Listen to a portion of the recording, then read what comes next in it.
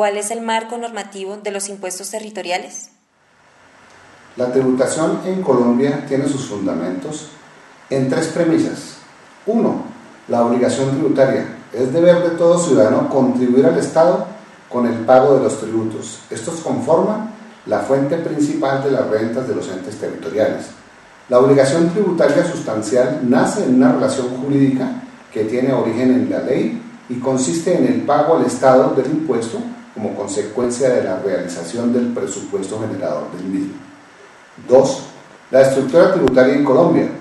Esta se divide en impuestos nacionales, departamentales y municipales. Y 3. El poder del Estado en la imposición. La imposición tributaria se caracteriza por ser unilateral, vertical, coercitiva y es estrictamente de contenido económico. Es unilateral porque es el Estado que de forma unilateral, sin la necesidad de consulta pública, el que crea tributos a partir de un estudio técnico de la realidad del país y mediante mecanismos de control económico. Es vertical porque es una imposición de arriba para abajo. Son los tributos los que llegan al contribuyente, según sea el parecer del legislador, y son estos los que logran la recaudación fiscal para poder así formar el tesoro público y planificar el gasto a través del presupuesto general de la República, que debería ser inspirado en las necesidades reales de la sociedad. Es coercitivo porque sirve como fuerza de presión e intimidación, es decir, el incumplimiento de esta imposición acarrea una sanción. Esta sanción está dada para intimidar a la población al cumplimiento de sus actividades tributarias. Y es de carácter económico porque la imposición tributaria en Colombia se paga a través de dinero, no a través de especies ni trabajo, siendo así todos los tributos de contenido económico, aunque excepcionalmente pueda pagarse en especies, como en el caso de las daciones en pago. La Constitución Nacional tiene algunos artículos que versan en materia tributaria. Entre ellos tenemos el artículo 15, que dice que para efectos tributarios o judiciales y para casos de inspección, vigilancia e intervención del Estado, podrá exigirse la presentación de libros de contabilidad y demás documentos privados en los términos que señale la ley. El artículo 95, son deberes de la persona y del ciudadano contribuir al financiamiento de los gastos e inversión del Estado dentro de conceptos de justicia y equidad. El artículo 150, corresponde al Congreso hacer las leyes. El artículo 287, las entidades territoriales gozan de autonomía para la gestión de sus intereses y dentro de los límites de la Constitución y la ley. En tal virtud, tendrán los siguientes derechos. En el ítem 3, administrar los recursos y establecer los tributos necesarios para el cumplimiento de sus funciones y participar de las rentas nacionales. En el artículo 294, la ley no podrá conceder exenciones ni tratamientos preferenciales en relación con los tributos de propiedad de las entidades territoriales.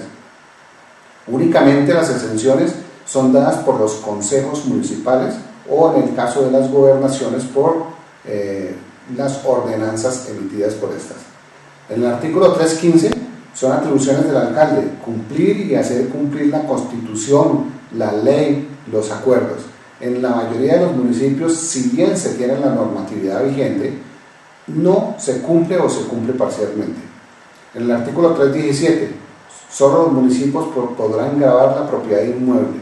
Lo anterior no obsta para que entidades impongan contribución de valorización. El artículo 338, en tiempos de paz, solamente el Congreso, las asambleas departamentales y los consejos distritales y municipales podrán imponer contribuciones fiscales o parafiscales. La ley, las ordenanzas y los acuerdos deben fijar directamente los sujetos activos, pasivos, los hechos generadores y las bases gravables y las tarifas de los impuestos. En el artículo 363, el sistema tributario se funda en los principios de equidad, eficiencia y progresividad. Y algo muy importante de este artículo, las leyes tributarias no se aplican con retroactividad. Tenemos tres clases de tributos en nuestra nación. Los impuestos, en los cuales no hay voluntaria aceptación, son obligatorios y no tienen contraprestación directa. Las tasas son voluntarias, no determinantes, y tienen una contraprestación directa. Las contribuciones son obligatorias y tienen una contraprestación para el beneficiario. La naturaleza de los impuestos son nacionales mediante leyes, departamentales mediante ordenanzas y municipales mediante acuerdos. La ley en estos establece los elementos de la obligación tributaria. Los consejos y las asambleas reglamentan localmente el tributo. Los elementos esenciales del tributo son el sujeto pasivo, el sujeto activo, los hechos generadores, las bases gravables y las tarifas de los impuestos. Las leyes territoriales que versan en materia territorial y que son la ley marco para los territorios son, entre otras, la ley 14 del 83, el decreto ley 1333 del 86, ley 14 del 90, ley 136 del 94, ley 383 del 97, ley 488 del 98, ley 617 del 2000, ley 716 de 2001, ley 788 del 2002 y por último el decreto 019 de este mismo año, que tiene algunas cositas que hay que arreglar en los territorios. La ley 14 del 83, por la cual se fortalecen los fiscos de las entidades territoriales, contempla normas de catastro, impuesto predial, industria y comercio, circulación y tránsito, timbre, consumo de licores, consumo de cigarrillos e impuesto a la gasolina. En cuanto a catastro, ordena crear los catastros y actualizar o hacer la formación catastral mínimo cada 5 años. El impuesto predial se crean las tarifas, el impuesto de industria y comercio se establecen qué son las actividades de servicios, de comercio e industriales y se establecen un rango de tarifas dentro de las cuales las entidades territoriales pueden establecer las suyas. En circulación y tránsito establece las tarifas y regula algunos hechos. Lo mismo con el impuesto de timbre, consumo de licores, consumo de cigarrillos e impuesto a la sobretasa. La ley 373 del 86 se trata de un decreto con fuerza de ley, producto de facultades extraordinarias concedidas al presidente de la República a través de la ley 11 del 86. En esta normativa se incorporan las normas constitucionales relativas a la organización y el funcionamiento de la administración municipal y las de carácter tributario establecidas anteriormente en la ley 14 del 83. La ley 14 del 90, esta ley le recopiló el impuesto predial, el de parques y arborización, la estratificación socioeconómica y la sobretasa catastral en el impuesto predial unificado.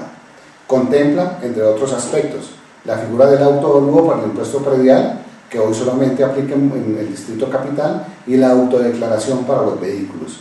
Estableció tarifas, limitó el incremento del impuesto predial ocasionado por la formación o actualización catastral, indicando que no podrá exceder del doble del monto liquidado por el mismo concepto en el año inmediatamente anterior. Se trata de una norma que ha llenado las expectativas del legislador y son los administradores locales los que no han hecho que los cometidos buscados se cumplan, trayendo consigo un debilitamiento de los fiscos. La ley 136 del 94 establece los principios generales sobre la organización y el funcionamiento de los municipios, entre otras las funciones del alcalde. En el literal 6, ejercer jurisdicción coactiva para hacer efectivo el cobro de las obligaciones a favor del municipio. Esta función puede ser delegada en las tesorerías municipales y únicamente en las tesorerías municipales. Muchos procesos se caen por delegación, por mala delegación, cuando esta función la hace otra persona que no sea la tesorería. Lo delegado no se puede delegar. La ley 383 del 97 dicta normas tendientes a fortalecer la lucha contra la evasión y el contrabando. En el artículo 86 dispone que los municipios y distritos podrán aplicar los procedimientos establecidos en el Estatuto Tributario Nacional. De hecho, muchos municipios han adoptado los procedimientos establecidos en el título quinto del Estatuto Tributario Nacional por medio de acuerdos. La ley 488 del 98, por la cual se despiden normas en materia tributaria y se dictan disposiciones fiscales para las entidades tributarias en materia de catastro, sobretasa a la gasolina, consumo a la cerveza y, más que todo, el impuesto de vehículos automotores. La ley 617 de 2000, por medio de la cual se reforma parcialmente la ley 136 del 94, Se dictan normas tendientes a fortalecer la descentralización y normas para la racionalización del gasto público. Está diseñada y puesta en práctica para controlar el creciente déficit de las entidades territoriales, tanto desde el punto de vista de ingresos como de gastos. Esta ley creó los incentivos y privilegia la generación de excedentes que permiten apalancar sanamente la inversión tanto física como social de las entidades territoriales. Creó una categorización departamental y estableció la municipal, combinando niveles de población con indicadores de ingresos. Son 7 las categorías municipales. La primera es la categoría especial, la que cobija los distritos o municipios con población superior a 500.001 habitantes y unos ingresos corrientes de 400.000 salarios mínimos legales mensuales vigentes, y así sucesivamente en su orden de 1 a 6, de la primera a la sexta categoría. Dispuso que los municipios y distritos, de acuerdo con su población, deberían clasificarse en una categoría. Igualmente se refirió, entre otros aspectos, a señalar que ningún municipio puede aumentar o descender más de dos categorías entre un año y el siguiente. Los alcaldes deberán determinar mediante decreto anualmente la categoría en que se encuentra clasificado el municipio para el año siguiente antes del 31 de octubre. Estableció el saneamiento fiscal de las entidades territoriales y determinó límite a los gastos de funcionamiento. Así, categoría especial 50%, categoría primera 65%, categoría segunda y tercera el 70% y categorías 4, quinta y sexta el 80% en gastos de funcionamiento. Estableció el valor máximo de los gastos de las asambleas, contralorías, consejos y personerías distritales y municipales. La Ley 716 de 2001. Esta ley disciplina el saneamiento de la información contable en el sector público y dicta disposiciones en materia tributaria. Tiene como objeto la obligatoriedad de los entes del sector público de adelantar gestiones administrativas necesarias para depurar la información contable, de manera que los estados financieros revelen en forma fidedigna la realidad económica, financiera y patrimonial de las entidades públicas.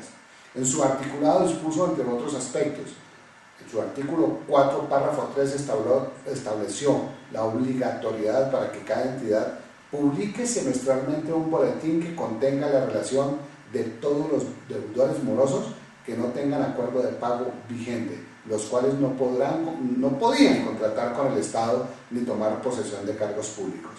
La Ley 788 de 2002, por el cual se despiden normas en materia tributaria, penal y del orden nacional y territorial.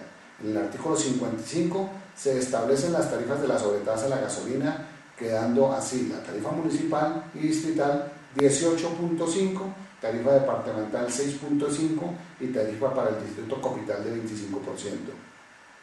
En el artículo 57 determinó que los departamentos podrán asumir la liquidación y recaudo del impuesto. En el artículo 59 ordenó a los municipios aplicar los procedimientos establecidos en el Estatuto Tributario Nacional. Miren bien, ordenó a los municipios aplicar los procedimientos establecidos en el Estatuto Tributario Nacional. Esta ley ya nos ordena aplicar esos procedimientos, contrario a la ley 383 que nos dice que se podrían aplicar esos procedimientos. Aquí ya nos ordenan aplicarlos. Para la administración, determinación, discusión, cobro, devolución, régimen sancionatorio, incluida su imposición y el procedimiento administrativo establecido para el cobro de multas, derechos y demás recursos territoriales. En cuanto a los montos de las sanciones, lo dejó al arbitrio de los consejos municipales. El decreto ley 019 de 2012, el más reciente, por el cual se dictan normas para suprimir o reformar regulaciones, procedimientos y trámites innecesarios existentes en la administración pública. En su artículo 26, divulgación y gratuidad de los formularios oficiales para la presentación de declaración y pago. Todos los municipios deben de tener los formularios para el pago de los impuestos colgados en su página web y de allí deberán o se podrán descargarse gratuitamente para hacer el pago y presentación. En el artículo 181, la exigibilidad y cobro de la plusvalía.